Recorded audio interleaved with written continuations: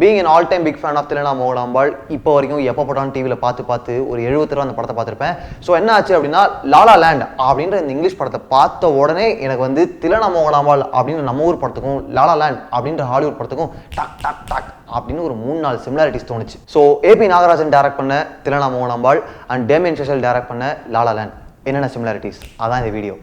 blend of two art forms music and dance அதுதான் வந்து திலனா Mohanambal and la la land ரெண்டு படத்தையுமே வந்து ஒரு வண்டர்ஃபுல் ஜேர்னியாக நமக்குலாம் ப்ரெசென்ட் பண்ண ஹெல்ப் பண்ணியிருக்கு அப்படின்னு தான் சொல்லணும். ஸோ இந்த blend அதில் நிறைய சிமிலாரிட்டிஸ் இருக்குது.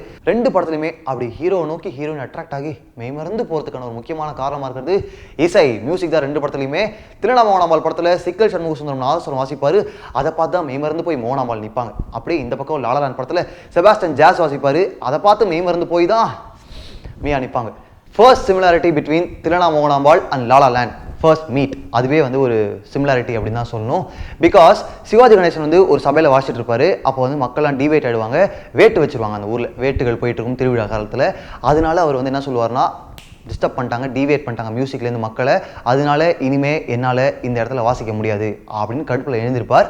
அப்படியே இந்த பக்கம் லாலா லேண்டுக்கு வந்தோம்னு வச்சுக்கோங்களேன், நம்மால் ஜிங்கிள் பெல்ஸ் வாசிச்சிட்டே இருப்பார், ஆனால் கண்ட்ரோல் பண்ண முடியாது, அப்படியே ரூட்டட் பேஷனட் ஜாஸ் வாசிக்க ஆரம்பிச்சிருவார். அதனால நம்ம மொட்டை விப்ளாஷ் கூப்பிட்டு யூஆர் ஃபயர்ட் அப்படின்னு சொல்லிடுவார். இனிமேல் இந்த இடத்துல நம்மளால் வாசிக்க முடியாது, நமக்கு பிடிச்ச மியூசிக்கை வாசிக்க முடியல அப்படின்ற கடுப்பில் வந்து அங்கேருந்து ஏஞ்சி வருவார் ரியான் கோஸ்லிங். அந்த நேரத்தில் தான் Emma Stone meets Ryan Gosling for the first time. அப்படியே திலனா மோகனாம்பாள் பார்த்தீங்கன்னா Padmini meets Sivaji Ganesan for the first time. அதே மாதிரி அவர் கடுப்பில் அந்த சபையிலேருந்து ஏஞ்சி வரும்போது தான். இது மட்டும் தான் சிமிலாரிட்டி அப்படின்னு கேட்டிங்கன்னா கிடையவே கிடையாது.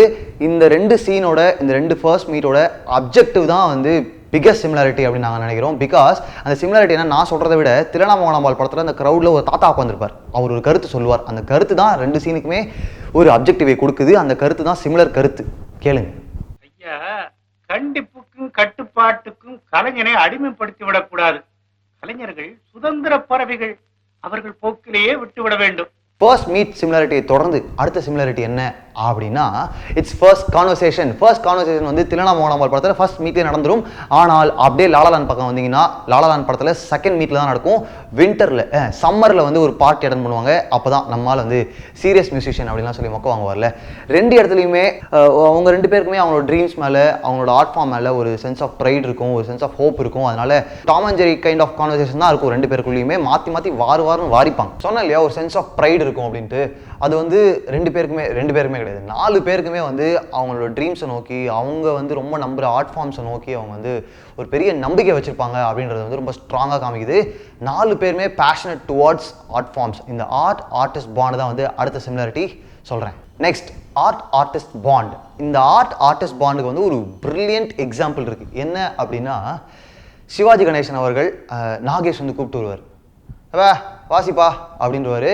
பார்த்தீங்கன்னா அங்கே வந்து வெஸ்டர்ன் மியூசிக்லாம் ப்ளே பண்ணிட்டு இருப்பாங்க.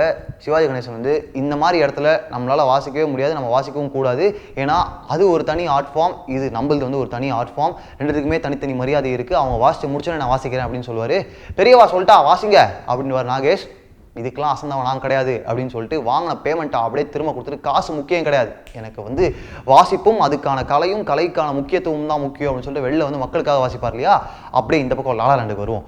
ரியான் கோஸ்லிங்க்கு வந்து அந்த கீத் அப்படின்ற அவரோட ஃப்ரெண்டோட பேண்டில் வாசிக்கிறதுக்கு வாய்ப்பு கிடைக்கும், நிறையா காசும் சம்பாதிக்க ஆரம்பிச்சிருவார். இருந்தாலும் அவர் அந்த பணத்தை ஓகே அவர் 5 வருஷம் சம்பாதிச்சார்லாம் ஓகே தான், பட் இருந்தாலும் அவர் அதிலே கண்டினியூ பண்ணியிருந்தா கூட ஒரு பெரிய பணக்காரனாக இருப்பார், பெரிய ஃபேம் கிடைத்திருக்கும் இல்லையா. இருந்தாலும் அந்த ஃபேம் அந்த பணம் அதெல்லாம் விட்டுட்டு திரும்ப வந்து செப்ஸ் ஆரம்பிச்சிருவார்.